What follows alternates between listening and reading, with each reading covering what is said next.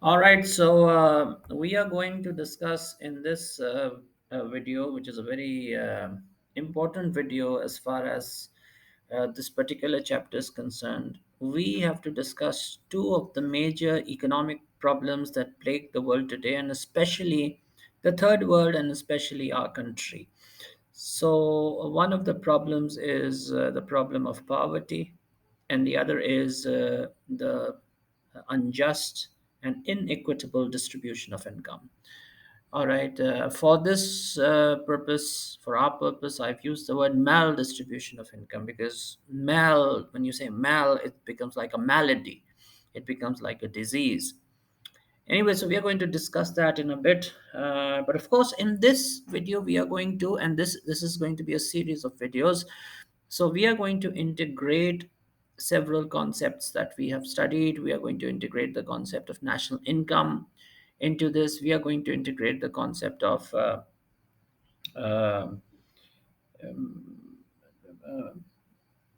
GDP, GNP, the various ways of measuring national income. And we will see whether national income actually causes poverty to fall. But there are two things that you need to understand here. The first is that for our purpose, national income and GDP is the same thing. The income of an individual is the per head income. The income of the country or the nation is the national income, and it is measured by GDP, which is gross domestic product.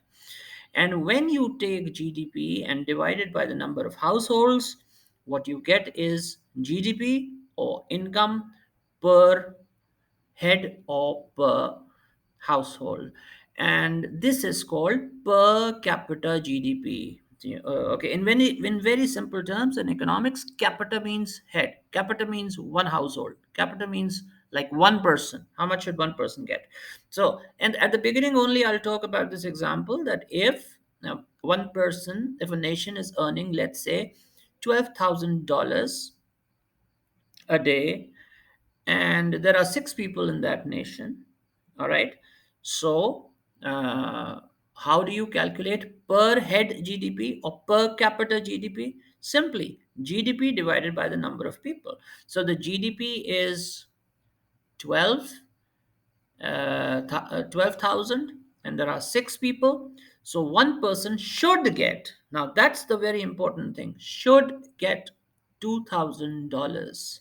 Okay, it's a very simplistic calculation that if a nation is earning 12,000, now six people in the nation, one person should get $2,000. In reality, that might not be the case. How much people will get will depend upon how good the distribution of income system in the country is.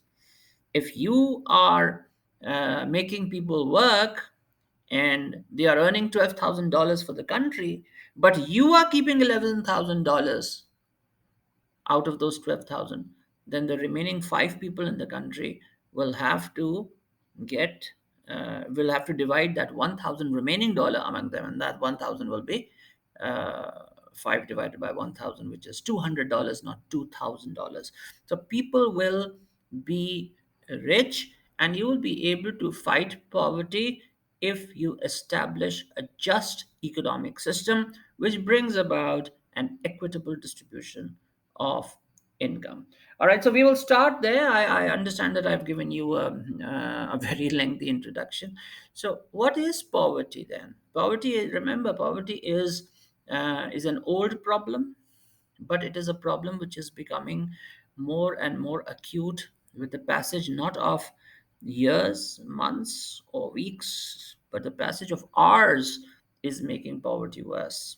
The gap between the rich and the poor has now become insane.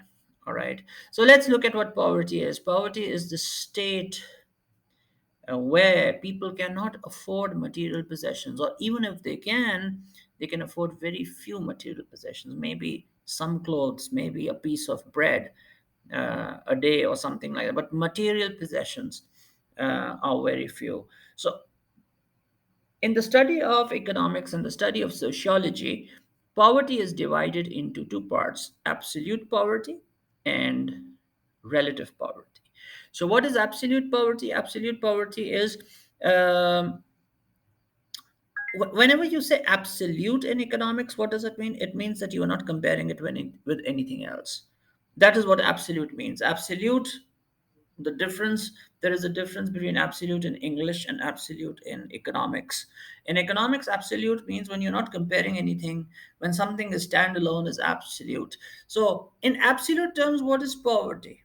Poverty in absolute terms means the inability to afford the basic necessities of life. And according to the World Bank, people will be unable to afford the basic necessities if they are earning less than $1.9 per day. All right. This is a picture from the days of the Great Depression, which came in the 1930s. And it shows us one of the reasons why people become poor. People become poor because one reason is unemployment. I'm not going to give you an exhaustive list here. This is not an exhaustive list, but these are some of the reasons. Of course, when people become unemployed, they're going to start eating up their own savings.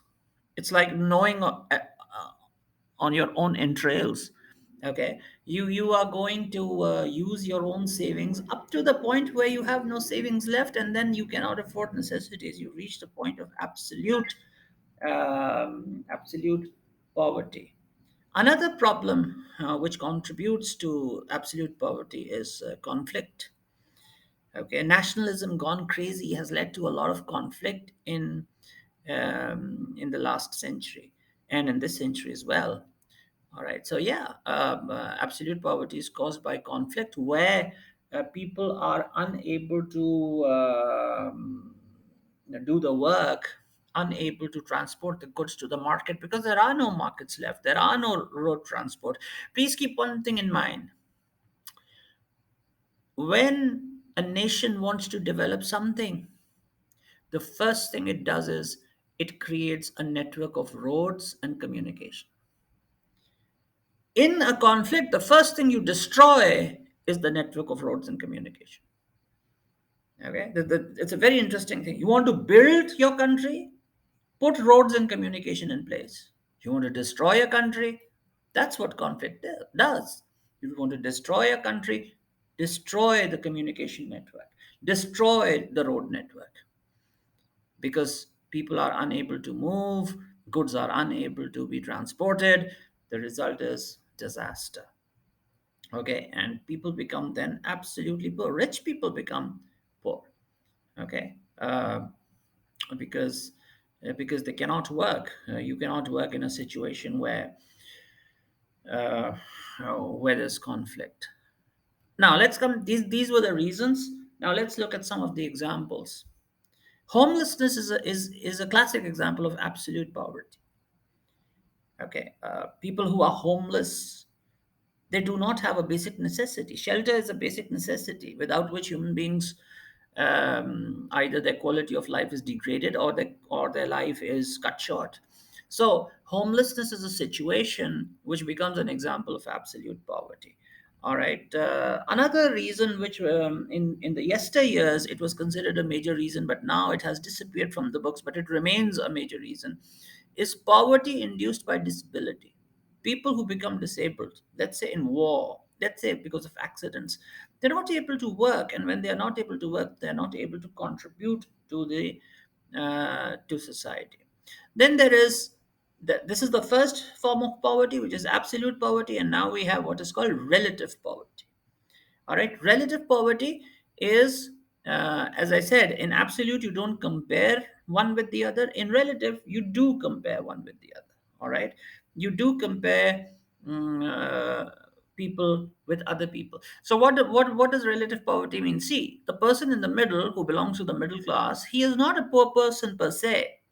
He is not suffering from absolute poverty. It's not that he does not have the necessities of life. He has the necessities of life. But when you compare him with a very rich person, all right, in comparison to him, he looks poor. So, as a rule of the thumb, what do we say? We say that if the median income, let's say, is 100, and you are earning 60.